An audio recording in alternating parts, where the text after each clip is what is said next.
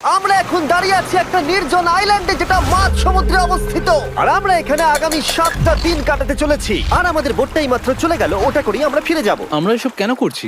মজা করার জন্য। এখানে প্রাকৃতিক সৌন্দর্যের অস্তিত্ব থাকলেও গত 250 বছর ধরে এখানে কোনো জনমানবের অস্তিত্ব নেই।